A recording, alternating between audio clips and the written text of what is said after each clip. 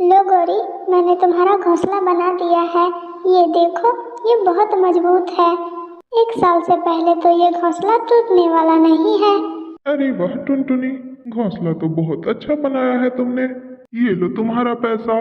टुनटुनी चिड़िया जंगल में सभी पक्षियों के घोंसला बनाती थी और इसी तरह से वो अपने घर का गुजारा चलाती थी। फिर उसके बाद टुनटुनी चिड़िया अपने पैसे लेकर अपने घर चली जाती है।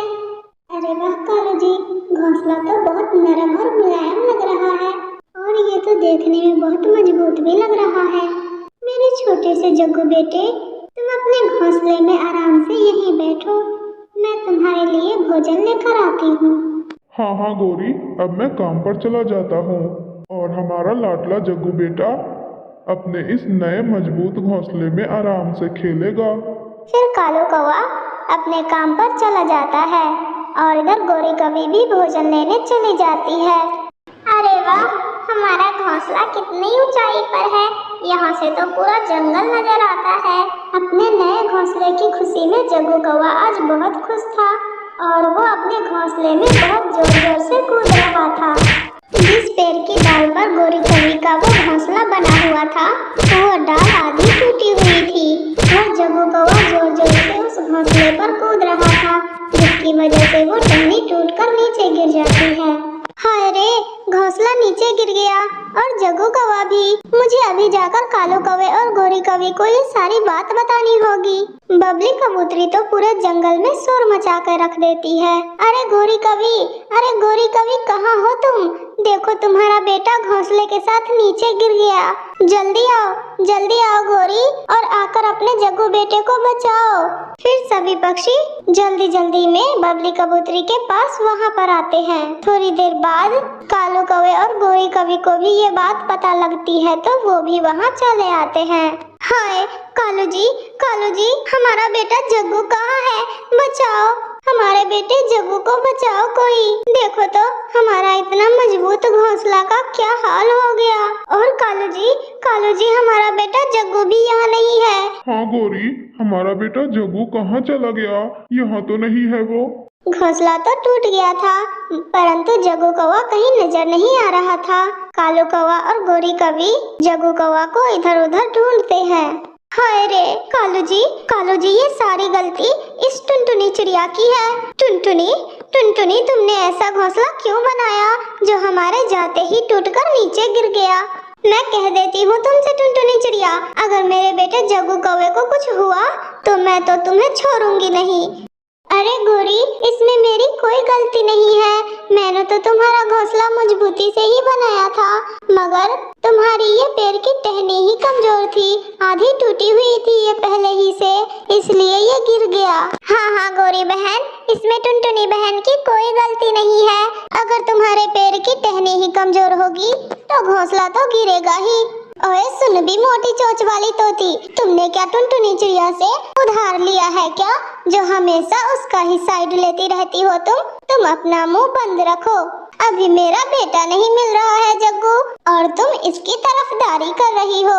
अरे गौरी, तुम मुझे गलत मत समझो, मैं तो हमेशा सच का ही साथ देती हूँ और इसमें टुनटुनी बहन की कोई गलती नहीं है। क्यों पक्षियों, तुम भी बताओ ना, कोई गलती नहीं है ना टुनटुनी बहन की? हाँ गौरी कवि, हरियाली बहन बिल्कुल सही कह रही है, इसमें टुनटुनी बहन की कोई गलती नहीं है। तुम्हारे पैर की टहनी ही पहले से टूटी हुई थी और मैंने देखा भी था तुम्हारे बेटे जग्गू को, वो जोर जोर से घोंसले में उछल रहा था, जिसकी वजह से वो टहनी टूटा और घोंसला सहित नीचे गिर गया।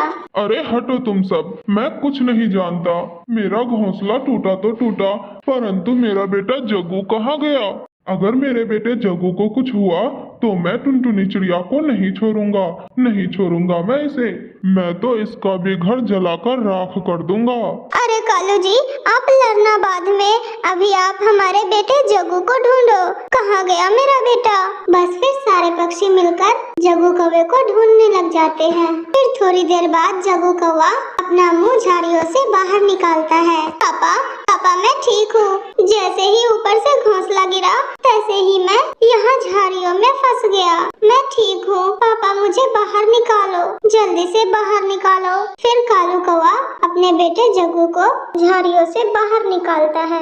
अभी तो मैं जा रही हूँ, मगर याद रखना टुनटुनी चिड़िया, मैं तुम्हें इतनी आसानी से नहीं छोड़ने वाली। मैं तो बदला लेकर ही रहूंगी। अभी जाती हूँ। गोरी कवि अपने बेटे जग्गू कौवे से कहती है, अरे जग्गू मेरे बेटे, मैंने आपको कई बार समझाया है ना कि इन गरीब बच्चों के साथ मत खेला करो, मगर आप हो कि आप मेरी बात ही नहीं मानते। आप क्यों उस गरीब टुनटुनी चिड़िया के बेटे के साथ चले जाते हो खेलने? गोरी कवि बहुत अमीर कवि थी। अमीर के साथ साथ वो बहुत घमंडी भी थी। जैसी गोरी कवि वैसा ही उसका बेटा जग्गू कौवा। ऐसे तो जग्गू कौवे के साथ जंगल के किसी भी पक्षी के बच्चे नहीं खेलने आते थे और ये बात गोरी कवि को भी बहुत अच्छे से पता थी। मगर फिर भी गरीब बच्चों को नीचा दिखाने के लिए जब भी जग्गू कौवा कुकू और किकी के साथ खेल रहा होता तो वहाँ पे गोरी कवि जाकर अपने बेटे को डांट फटकार लगाकर अपने घर ले आती और उन गरीब बच्चों को डांटती फिरती। जग्गू मेरे बेटे, तुम इन गरीब बच्चों का साथ छोड़ दो, तुम चलो घर चलो। जग्गू बेटे, मैंने तुम्हारे लिए एक नया फुटबॉल लिया है, तुम ये पुराना वाला फुटबॉल इन गरीब बच्चों को ही दे दो और अपने नए फुटबॉल से खेलना रोज। ऐसा कहते हुए गोरी कवि अपने बेटे जग्गू कौवे को खींचकर ले जाती है। ऐसे ही कई दिन गुजर जाते हैं। इधर गोरी कवि अपने अमीरी में चूर अपने बच्चे को बिगाड़ने में लगी हुई थी और इधर गरीब टुनटुनी चिड़िया गरीब भले ही थी मगर वो मन से गरीब नहीं थी। वो अपने बच्चों को बिगाड़ती ना थी, वो हमेशा समझदारी वाला सीख देती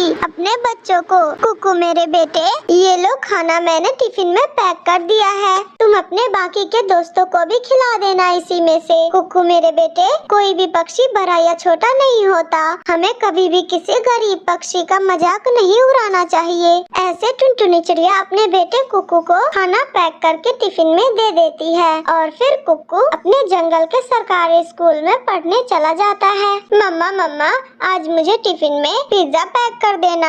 हाँ मेरे जग्गू बेटे, मैंने पिज्जा ऑर्डर कर दिया है, अब पिज्जा डिलीवरी पक्षी ही तुम्हें स्कूल में पिज्जा दे जाएगा। फिर गोरी कवि जंगल की सैर करने के लिए निकल जाती है। रास्ते में उसे उसकी दोस्त बबली कबूतरी मिलती है। फिर गोरी कवि वहाँ रुककर बबली कबूतरी से बात करने लगती है। अरे क्या बात है कवि बहन, आज तुम हमारे जंगल में कैसे आना हुआ? अरे बबली, अब तुम्हें तो पता ही है ना, हम अमीरों का रहना, हमारे पास इतना टाइम नहीं होता कि हम सभी जगह घूमते ही रहे बस। अच्छा ठीक है बबली, तो फिर मैं चलती हूँ। इतना कहकर गोरी कवि वहाँ से चली जाती है। जाते जाते गोरी कवि को जोरों की प्यास लगती है और आसपास में कहीं भी नदी ना थी। हाय, मेरा गला सूखा जा रहा है, कहीं पानी मिल जाए।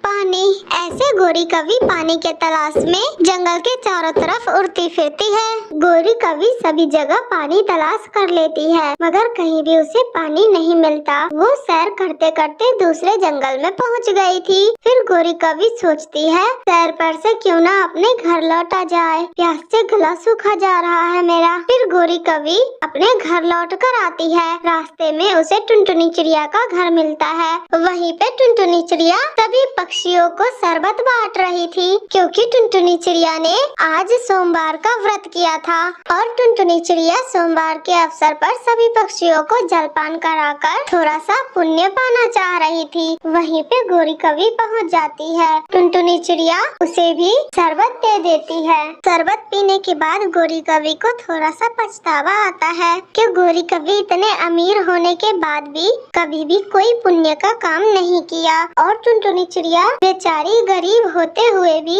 सभी पक्षियों को जलपान कराकर पुण्य का काम कर रही थी। सुंदरवन के जंगल में टिकुलिया नाम की एक जालिम चिड़िया रहा करती थी। उसका स्वभाव बहुत ही कठोर था। वो अपनी बहू टुनटुनी चिड़िया पर बहुत अत्याचार करती थी। एक दिन टुनटुनी चिड़िया खाना बनाती है और अपनी सास टिकुलिया को खाने के लिए देती है। जैसे ही टिकुलिया खाना खाती है वो गुस्से से चिल्लाने लगती है, अरे ओ करमजली, ये तूने कैसा खाना बनाया है, इसमें तो नमक ही नहीं है। वो माँ जी भूल गई। मैं अभी लाकर नमक डाल देती हूँ। इसकी कोई जरूरत नहीं, जा जाकर दूसरा खाना बना ला। माँ जी, आप ये क्या कह रही है? मैं खाना फिर से बनाऊं? और ये इतना सारा खाना जो बना हुआ है, इसका क्या होगा? मैं इसे फेंक दूं? आपको तो पता है ना माँ जी कि अन्न का अपमान नहीं करना चाहिए। अरे तुझसे किसने कहा कि ये बिना नमक वाला खाना फेंक दे? अब ये बिना नमक वाला खाना तू खाएगी, समझी? अब जा जल्दी से, खरी खरी मेरा यहाँ मुंह मत दे। 10 मिनट के अंदर अंदर खाना बन जाना चाहिए, वरना मैं तुझे कच्चा चबा जाऊंगी। अब टुनटुनी चिड़िया दूसरा खाना बनाने के लिए किचन में चली जाती है। रात को जब टुनटुनी चिड़िया सोने के लिए अपने कमरे में जाने लगती है, तब टिकुलिया उसे बुलाकर अपना पैर दबाने के लिए कहती है, वो माँ जी, मेरी तबीयत ठीक नहीं है, मुझे चक्कर आ रहे हैं, मैं अपने कमरे में जाकर आराम करना चाहती हूँ। अरे करमजली, तू दिन भर क्या करती है जो तेरी तबीयत खराब हो जाती है? ये सब बस तेरे काम न करने के बहाने हैं। इतना कहकर टिकुलिया अपनी बहू टुनटुनी चिड़िया को पीटने लगती है। इसी तरह दिन गुजरने लगते हैं। एक दिन टिकुलिया अपनी बहू टुनटुनी चिड़िया की शिकायत अपनी सहेली सुंदरी कवि से कर रही थी। क्या बताओ सुंदरी बहन, मैं तो अपनी बहू टुनटुनी से बहुत परेशान हूँ। अरे क्यों, क्या हुआ टिकुलिया? तेरी बहू टुनटुनी तो बहुत अच्छी है। अरे सुंदरी बहन, तुम्हें क्या पता कि मेरी बहू टुनटुनी मुझे कितना तंग करती है। घर का कोई भी काम ढंग से नहीं करती। अरे मेरा बस चलता तो मैं तो उसे अपने घर की बहू बनाती ही नहीं। वो तो मेरे बंटी बेटे ने जिद पकड़ ली और ये कमबख्त मेरे घर की बहू बन गई। अरे मैं तो चाहती हूँ कि किसी तरह इससे मेरा पीछा छूट जाए और मैं अपने बेटे बंटी की दूसरी शादी कर दूँ। अरे टिकुलिया, तू ये सब कैसी बातें कर रही है? टुनटुनी अब तेरे घर की बहू है, तू इसे जैसे रखेगी वैसे रहेगी। मैं एक बात तुझसे कहती हूँ, तू बुरा मत मानना। तू अपनी बहू टुनटुनी चिड़िया को अपनी बेटी समझ, फिर देखना तेरी जिंदगी कैसे आराम से कटती है। अच्छा चल, अब मैं चलती हूँ, बहुत देर हो गई। फिर सुंदरी कवि वहाँ से चली जाती है। उन दोनों की बातें टुनटुनी चिड़िया सुन रही थी। शाम को जब टुनटुनी चिड़िया की माँ का फोन आता है, तब टुनटुनी चिड़िया फूट फूट कर रोने लगती है।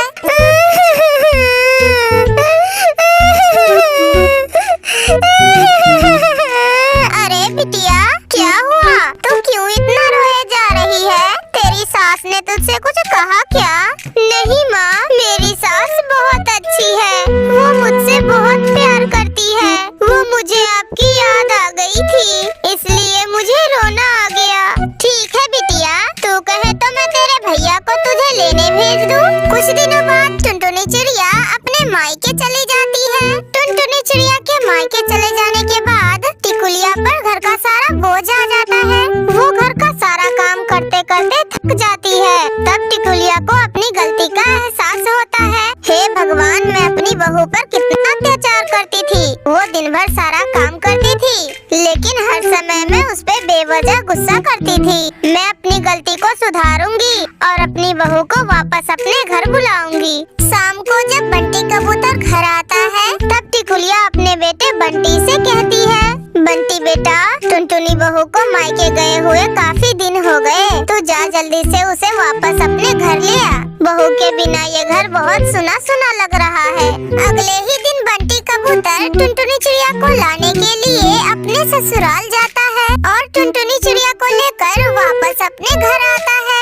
टुनटुनी चिड़िया के घर आते ही टिकुलिया उससे माफी मांगती है। टुनटुनी बहू, तू मुझे माफ कर दे, आज से तू मेरी बहू नहीं बल्कि बेटी है। आज से घर के सारे काम हम दोनों मिलजुल कर किया करेंगे। इतना कहकर टिकुलिया अपनी बहू टुनटुनी को गले से लगा लेती है। फिर वे सभी खुशी खुशी रहने लगते हैं। मेरे प्यारे दोस्तों, इस कहानी को